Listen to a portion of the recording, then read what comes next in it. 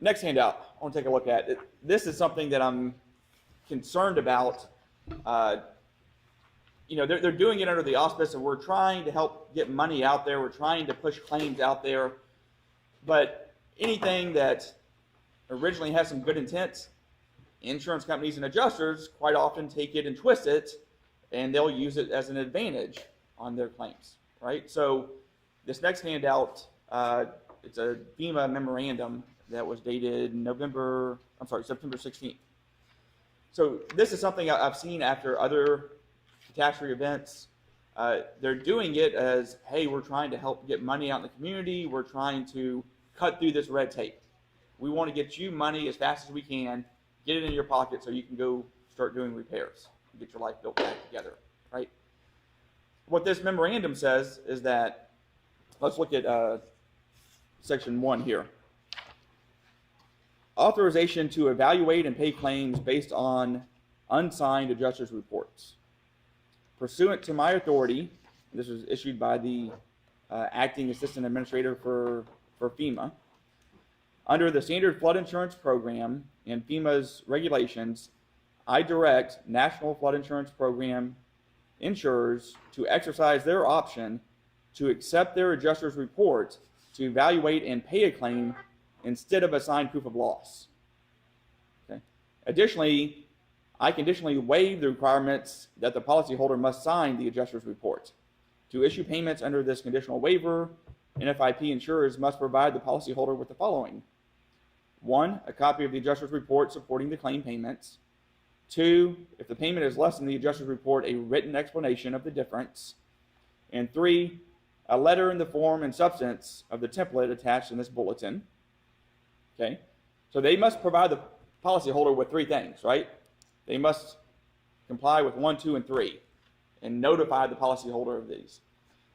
What's the problem of accepting and paying a claim without having the insured sign a proof of loss, especially when you're dealing with the National Flood Insurance Program? It sounds good in nature, but what's the real impact? Where's the rubber meet the road with it? Does anybody know? Because NFIP is so strict that if they don't follow those duties to the T, regardless of what the acting person says, it may adversely affect them in the long run. Yes, exactly. So they're allowing a initial upfront payment without having the insured execute a proof of loss. Right? What Cal talks about all the time, duties after a loss, what's the insured's duties? So the insured has failed to comply. They've essentially set the insured up to fail to comply with the policy. For that initial payment, they'll probably issue payment without having a proof of loss signed. But how often is that initial payment going to be the total amount that's owed under the policy? Never, right? So when you get 6 months down the road and they realize they have a shortfall, and so they hire a public adjuster, starts working on the claim, you're going to realize, wait, this initial payment was made, you never signed a proof of loss. You may be past the deadline to sign a proof of loss now, so you're stuck with that initial payment. That initial payment was all you got. You didn't have to sign a proof of loss for it, but you foreclosed your opportunity to come back and get additional funds if you do not sign a proof of loss within the time periods. So let's read on a little bit more. I got a question. Yep. Even if proof of loss is not the correct amount, how much they should sign it anyway to protect their rights? Because if you, as a PA, you go back in and you do the estimate on it, and it's much greater than that one. Yeah. And you do a proof of loss, they've already had a proof of loss on that file. So is that the PA's proof of loss override that one, or what's that? Ultimately, the only thing that's going to preserve the right for the insured to file suit on a National Flood Insurance claim and FEMA claim is if they've executed a proof of loss that results in a dispute, meaning they've executed a proof of loss based upon their PA or their contractor's estimate. If all they did was execute a proof of loss based upon the original adjustment by the NFIP carrier or adjuster, then there is no dispute. So if you execute a proof of loss based upon $50,000 worth of initial payment, but you really believe it's $250,000 worth of damage, executing that proof of loss on that initial amount did not do anything. And so if you go past the deadline and you have not executed an additional proof of loss based upon the PA's estimate, the contractor's estimate, or whatever your total damages are, right, then you've lost your opportunity to file suit against that. So you want to execute a proof of loss that gets denied, essentially, based upon your amount. If it gets denied, then you have a time period to go file suit. And we'll get into that a little bit more. Okay. Nobody expects you to know the hidden damages. Is that what you're concerned about, is that there may be damages that we see in the end of it that they're saying because we gave them this proof of loss, you're now married to it? Well, that, and it's a custom home, it's got excess insurance. I'm trying to trigger the excess insurance, these put them. On flood? Yes. What is the excess insurance on flood? Normally it's a $500,000. Yes and no. No, you've got a $250,000 policy from NFIP, and then you have a $750,000 excess policy. Who's that policy for? Lloyd's. Yeah, they're gonna be under a different set of rules than the NFIP. NFIP will be under NFIP, and then Lloyd's will be under the state code as long as they're admitted. If they're not, they'll be surplus. That, yeah, you should never be married to So a proof of loss. let me go over that in just one second. I want to go over a different part, but let me address that on when you execute a proof of loss, what's it mean, what's it not mean? So let's go on and look at under number 3 here. It says NFIP insurers may make more than one payment on a claim arising under this conditional waiver. So they could make the initial payment or even subsequent payments without having the insured sign a proof of loss.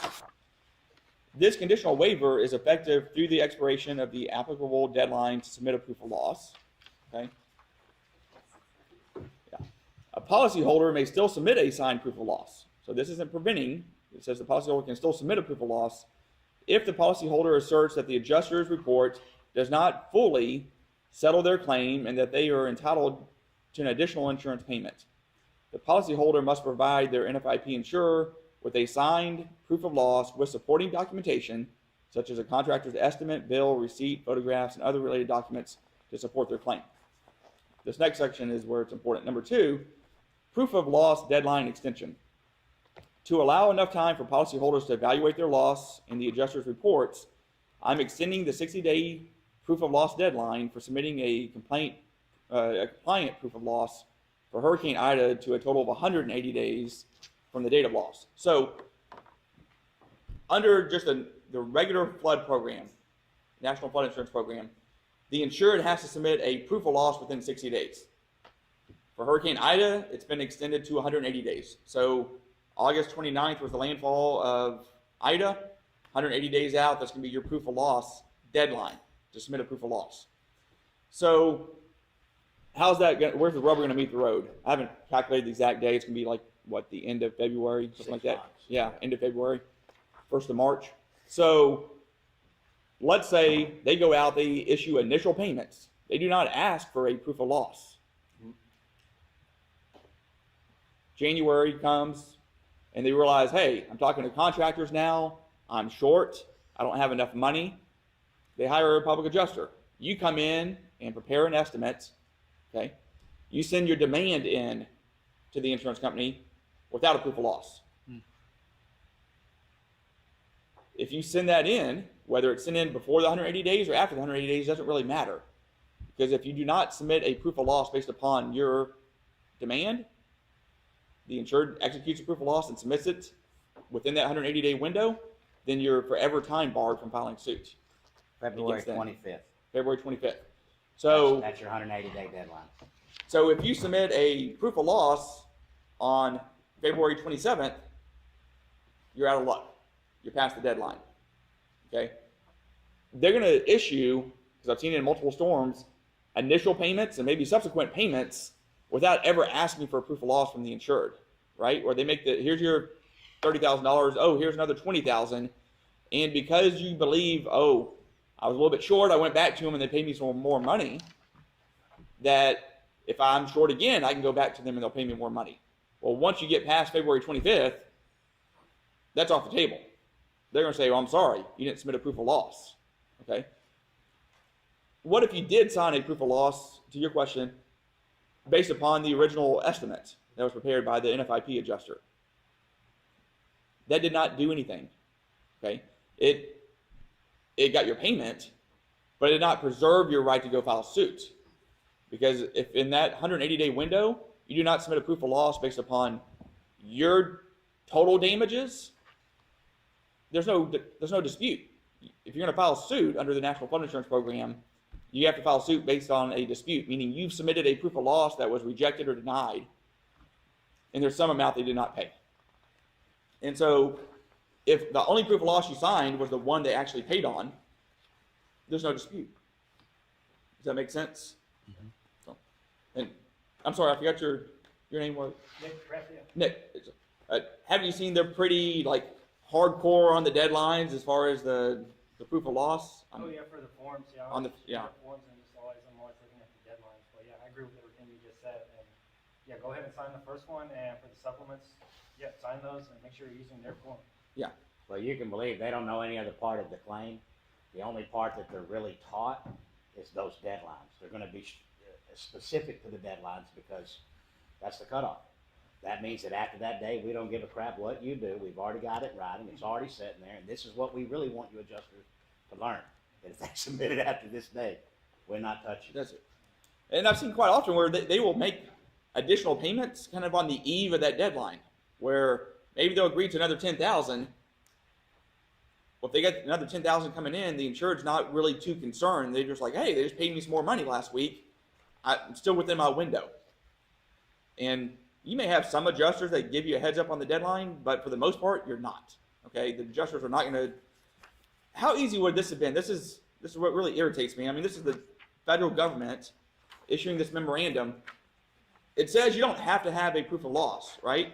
They can pay a claim without a proof of loss. And it gives 3 conditions on how to pay the claim, right, without a proof of loss. How easy would it have been for who was this? Jeffrey Jackson, to add condition number 4 here. If you're paying a claim without a proof of loss, in bold print, you need to provide something in writing and have the insured acknowledge it, stating, here's your deadline to submit a proof of loss, and if you disagree with our amount, you have to submit a proof of loss based upon your contract or your public adjuster's number. Same reason they don't put on the back of the check by cashing this check. Right. You don't relinquish any rights. Yeah. They make a shit ton of money off of people terrified to cash the check. And it would be that simple. Put on the back of the check, and I don't care if it's flood or wind or whoever that's cutting the check. Hey, by cashing this check, you don't relinquish any rights. That's simple statement. How many people do you know today that's walking around with these checks in their hand, varying anywhere from $2,500 to $100,000, and they're terrified that if they cash this check, that's it. Yeah, that's ridiculous. But it is exactly the same reason. It's very profitable for them not to let everybody know what's going on. Hey, let's not educate you. You'd be crazy. You might actually learn how to file a damn claim. And so, I mean,